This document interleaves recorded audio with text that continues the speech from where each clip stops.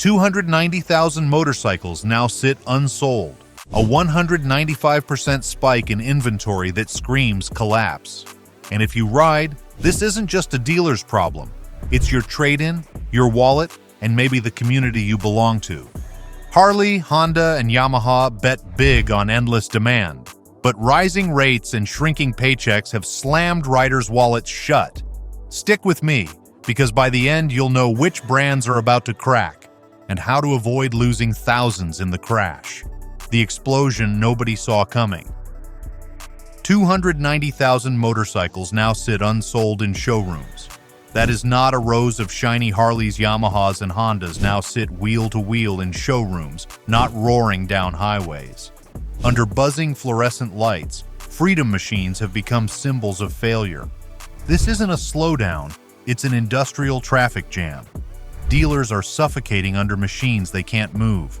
Each unsold bike is more than metal. It's debt, it's interest, it's a ticking time bomb on the showroom floor. For riders, that means your trade-in drops in value every week.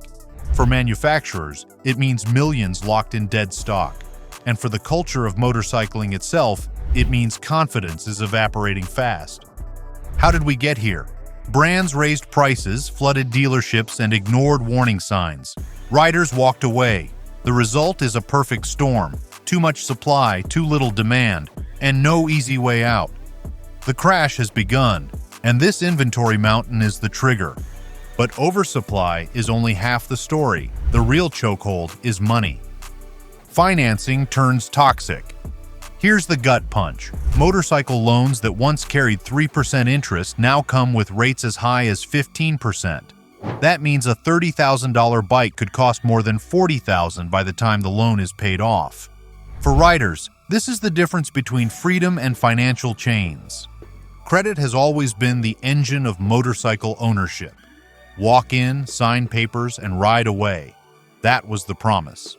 Today, lenders are slamming on the brakes. Interest rates have tripled, insurance premiums have doubled, and banks are rejecting 1 in 5 applications outright. Even those who get approved are stretched thin.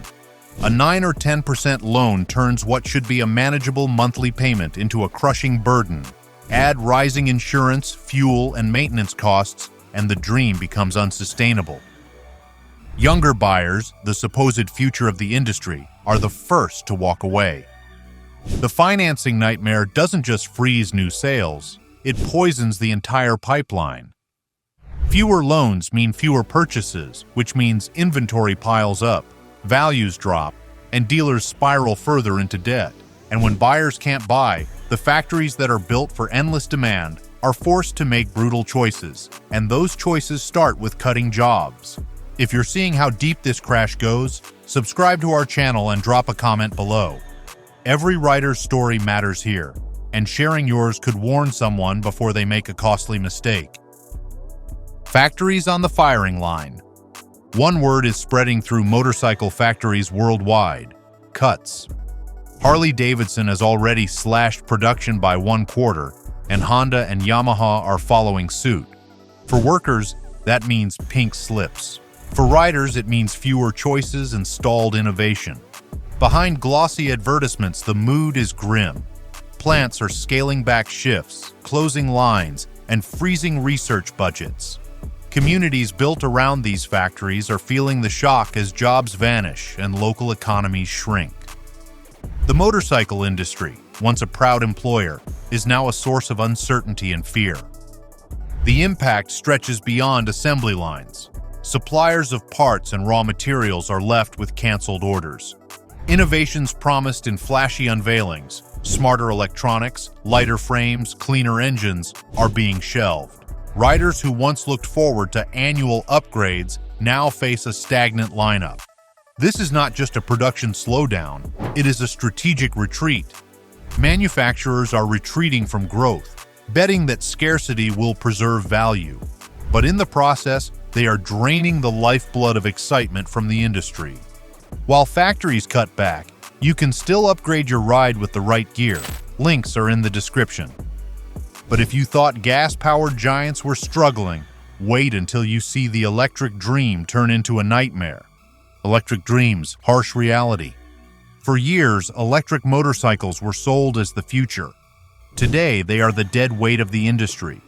With price tags north of $20,000 and ranges that leave riders stranded, these machines are becoming symbols of broken promises. If you bought one, your resale value is collapsing by the month. Dealers are desperate to move electric stock. Some models sit unsold for more than 280 days. Even government tax credits cannot make them attractive. Riders see overpriced toys that fail at the basics. Fast refueling, long rides, and confidence in reliability. Zero, Energica, and Harley's Livewire once promised disruption. Instead, they are trapped in limbo. Range anxiety haunts commuters.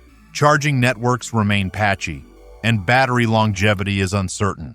Meanwhile, cheaper e-bikes and scooters undercut them by thousands while offering more practical daily mobility. The electric fantasy is unraveling, and dealerships know it. EV motorcycles are not the revolution. They are liabilities rotting on the floor, and every unsold unit drags down the industry further. And while EVs collapse, the next wave of pain is about to hit the industry's most iconic names. Heritage on the brink. Harley-Davidson once ruled American highways, but today thousands of their bikes sit unsold, some for nearly 300 days. That is not heritage, that is collapse. If you own a Harley, Indian, BMW, or Ducati, your resale value is in freefall. These premium brands promised exclusivity and prestige, but bloated price tags are destroying them from within. Stick with me, because by the end of this chapter, you will see why the titans of motorcycling are crumbling under their own weight. Premium motorcycles built their reputations on status. A Harley Street Glide or a BMW GS was more than transportation, it was identity. But when prices ballooned, the very riders who once bought into the dream began to walk away. A Street Glide that cost $22,000 in 2019 now pushes past $35,000. Ducati's Panigale, a machine meant to thrill, now costs more than many used cars. Riders are no longer willing to pay luxury prices for machines that deliver only incremental updates. The collapse of prestige is visible in every showroom. Rows of high-end cruisers and sport bikes gather dust while discount promotions slash thousands from sticker prices. Yet even with deep cuts, buyers hesitate, waiting for values to fall further. Heritage alone cannot justify the cost, and the market is punishing arrogance. And if the luxury titans are crumbling, what hope is left for the entry-level bikes that were supposed to bring in new riders? The vanishing gateway. For decades, the gateway to motorcycling was simple: small, affordable, and accessible bikes that introduced riders to the lifestyle. But today, those entry-level machines are disappearing, and so are the young riders who once fueled the industry. If you are under 30, the odds are rising that you will never own a motorcycle at all. And if you are a dealer counting on fresh blood, the pipeline is closing fast. Stay with me, because this cultural shift is breaking the foundation of motorcycling itself. Entry-level models once represented freedom at a reasonable price. A beginner could step onto a Honda Rebel or a Kawasaki Ninja and join the community without going broke. Now those so-called affordable bikes hover near $15,000, pricing out college graduates, young workers, and first-time buyers. At the same time, cultural alternatives like ride-sharing, e-bikes, and urban scooters provide cheaper, easier options without the risk or debt. The result is a generation gap. Older riders hold on to their machines longer, while younger audiences never join at all. Clubs see dwindling membership. Motorcycle schools close due to lack of students. The spark that once carried the culture forward has dimmed, replaced by hesitation and disinterest. Without new riders entering, the entire ecosystem collapses from the bottom up. And that rejection fuels an even deadlier cycle: the implosion of the used market, the used market spiral. Here is the shock. Repossessions have surged by more than 28% in just 1 year. That means thousands of bikes are being seized and dumped into the used market, flooding dealers with inventory they cannot move. If you are trying to trade in your motorcycle, Your value may have already dropped by 1/3. And if you are a buyer, the falling prices look tempting, but they signal something far worse ahead. Stick with me, because the spiral of used bikes is crushing both riders and the industry. The flood of repossessed motorcycles drives prices down at record speed. Trade-in values are collapsing. Owners who financed at high interest rates now owe more than their machines are worth. This leaves them unable to upgrade, unable to sell, and trapped in negative equity. For dealerships, the glut of used stock destroys demand for new models, as riders opt for nearly new bargains at steep discounts. This vicious cycle has no easy escape. As used prices plummet, confidence in the market erodes further. Buyers hold back, waiting for the next drop. Sellers panic, slashing prices to move inventory before it sinks even lower. The entire system feeds on itself, dragging values down month after month. And as resale values implode, dealerships find themselves trapped in a financial vice. Dealers in the death grip. Dealerships are the backbone of the motorcycle industry, but today many are gasping for air. Some showrooms are packed with bikes that have sat unsold for more than 200 days. Each one is financed through floor plan loans, which means every month of stagnation adds another layer of crushing debt. If your local dealership closes, your access to service, parts, and community goes with it. Stay tuned, because the pressure on these businesses is nothing short of catastrophic. Large corporate chains can weather losses longer, but independent dealerships, the lifeblood of rural towns and tight-knit communities, are collapsing. High overhead costs and shrinking sales leave them with no margin for survival. Each month, they fail to move stock. Interest payments drain their reserves. Many are forced to shut their doors, liquidating inventory at painful discounts. Even surviving dealers are cautious. They refuse trade-ins, fearing the used market collapse will sink them further.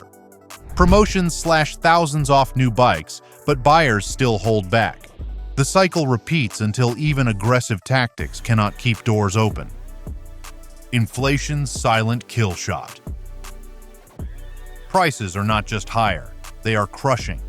Global inflation has added thousands of dollars to the cost of every motorcycle, from the steel in the frame to the plastic on the fairing. If you are wondering why the bike you dreamed about in 2019 now costs almost half again as much, this is your answer. And if you are holding cash, waiting for the right deal, inflation may already be erasing your savings faster than you think. Stick with me, because this invisible tax is silently killing the industry. The spike in motorcycle inventory cannot be separated from the larger economic picture. Central banks around the world have raised interest rates aggressively to cool inflation. That policy hits riders directly in their wallets. Loans become more expensive, credit tightens, and the ability to borrow shrinks. Riders who once financed a bike at 3% interest are now staring at 10% or more. This is not just a US problem.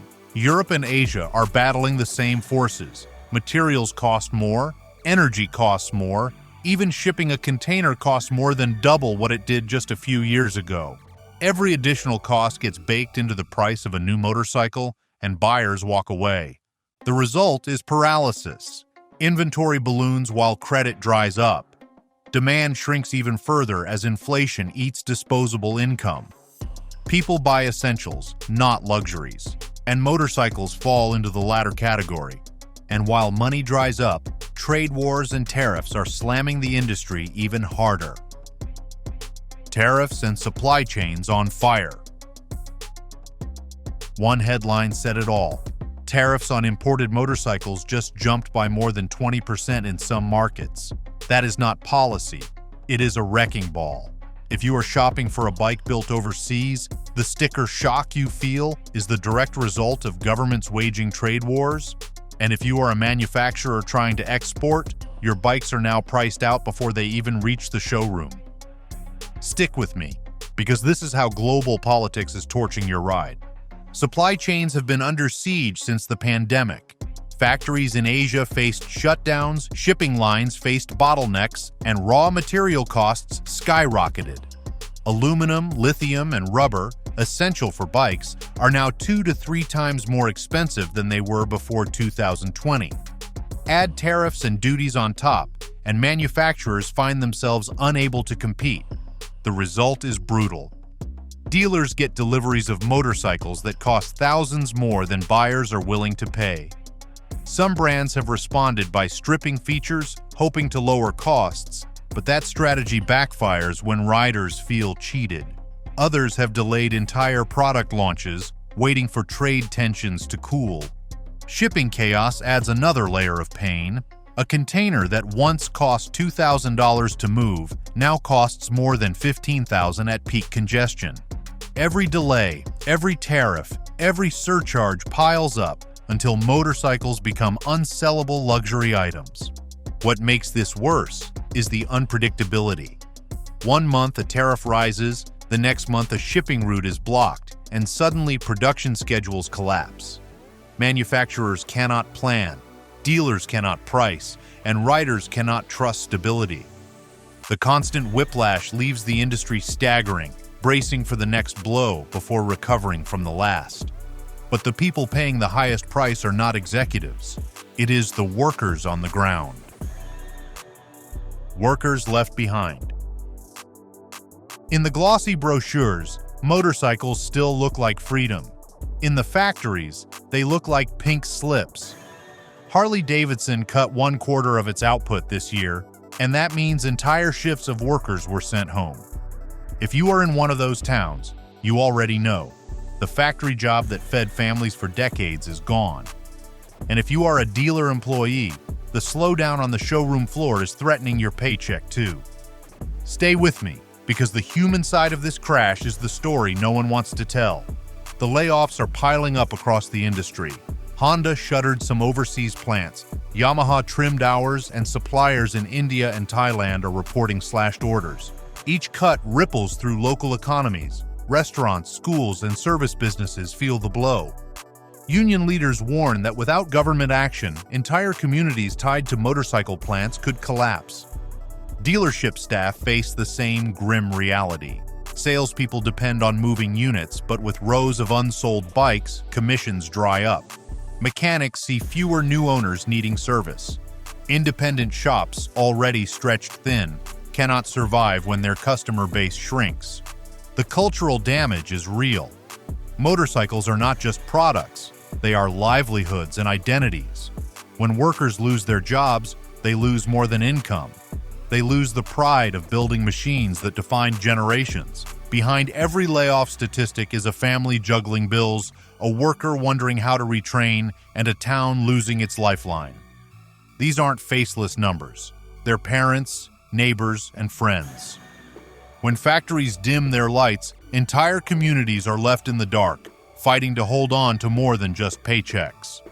And if workers are in crisis, riders and investors now face the hardest choices of all.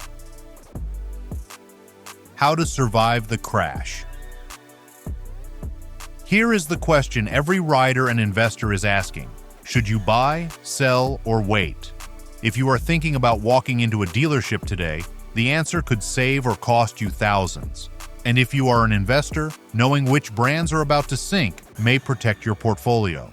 Stick with me because survival in this crash is about strategy, not luck. For buyers, patience is power. Prices are falling as dealerships slash thousands off list prices just to move stock. If you can wait 6 to 12 months, the deals may get even sweeter as repossessions flood the market. For sellers, urgency is everything. Trade-in values are dropping by the week, and holding onto a bike too long could mean losing another third of its value. Investors face a similar fork in the road. Premium brands with bloated costs may continue to slide, while budget-focused companies or niche players could carve out opportunities. Betting on parts suppliers, used market platforms, or financing firms might prove safer than betting on the manufacturers themselves. One rule matters above all. Do not let emotion drive your choices. Motorcycles inspire passion, but markets punish sentiment. Buyers who chase nostalgia risk debt. Investors who cling to brand loyalty risk losses. The winners will be those who think like strategists, not fans, acting with cold discipline in a hot crisis. Survival requires clear-eyed strategy. Riders must separate passion from practicality. Investors must separate hype from fundamentals.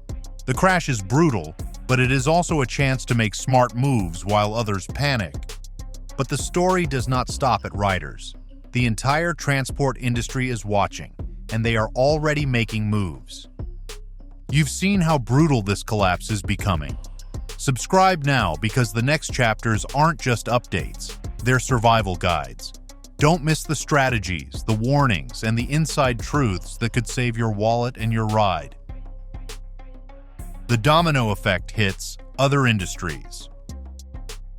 Automakers are watching motorcycles collapse with fear and calculation. Car manufacturers are already slashing production forecasts, worried that the same forces of oversupply and high rates could hit them next. If you drive, the shockwaves from motorcycles could soon reach your own garage. Stick with me, because the ripple effects are spreading wider than anyone expected. Scooter and e-bike makers are moving in fast.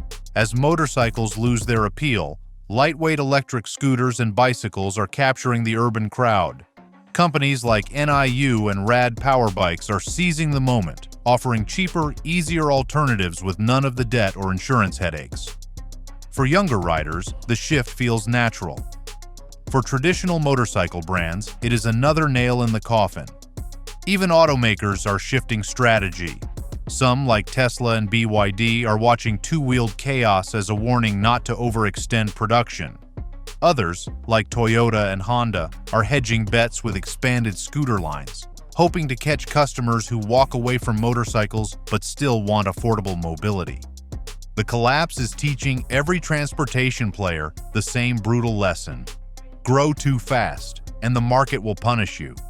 Motorcycle makers were the first to fall, but car brands, scooter companies, and even EV startups are scrambling to adapt. Nobody wants to be the next casualty in this chain reaction. Industries learn from each other's mistakes. What started as a motorcycle collapse is morphing into a broader transportation reset. Companies are adjusting quickly, looking for safe ground while the two-wheeled world burns. And as industries react, governments are being dragged into the fight. When politics gets involved, the crash has become too big for politicians to ignore. In Washington, lobbyists are already pushing for tax credits and subsidies to save struggling manufacturers. In Europe, lawmakers debate bailouts for storied brands, while Asia sees rising nationalist backlash against foreign bikes. If you pay taxes, this fight may soon reach into your pocket. Stay with me, because politics is about to reshape the future of riding. Tax credits are the first line of defense. Governments dangle incentives to keep production alive, offering riders rebates to buy electric motorcycles and manufacturers breaks to keep factories running. But the results are mixed. Discounts cannot hide the reality of high interest rates and falling demand. Bailouts are more controversial. Should taxpayers rescue companies that overproduced and overpriced their products? Some argue yes, to save jobs and preserve heritage. Others call it corporate welfare, rewarding bad strategy. The debate grows fiercer as layoffs pile up and communities beg for relief. Regulation adds another twist. Safety standards, emissions limits, and trade restrictions make survival even harder. Politicians promise solutions, but each new policy has winners and losers. Riders feel whiplash as rules shift beneath them, and manufacturers struggle to adapt. And while lawmakers fight over numbers, the bigger battle is over narrative. Every party wants to claim they are saving workers, protecting culture, or defending national pride. But in reality, politics moves slower than the collapse itself. By the time solutions reach the ground, riders are already paying the price. But while politicians argue, everyday riders are already living the consequences. Riders in ruin. Repossession trucks are becoming a familiar sight. Riders who once cherished their machines are watching them hauled away, victims of high payments and collapsing resale values. If you are still making payments on your bike, your own garage could be next. Stay tuned, because this is where the crash becomes personal. Insurance hikes are breaking wallets. Premiums that once cost a manageable few $100s a year have doubled or tripled. For many, the math no longer works. The joy of riding cannot outweigh the financial burden. Communities that once thrived on camaraderie and shared passion now feel hollow as members drop out. The cultural fallout is even deeper. Motorcycle clubs shrink as younger riders never join. Dealership gatherings vanish as shops close. Events that once drew crowds now struggle to fill parking lots. For many, motorcycling was never just transportation, it was identity. Losing it feels like losing a piece of themselves. This is the human cost of the collapse. Beyond statistics and profits, real people are losing their freedom, their communities, and their pride. And in the end, one haunting question remains: can motorcycle culture itself survive this crash? The end of an era? Is this the death of motorcycling as we know it? Or is it the painful rebirth of something new?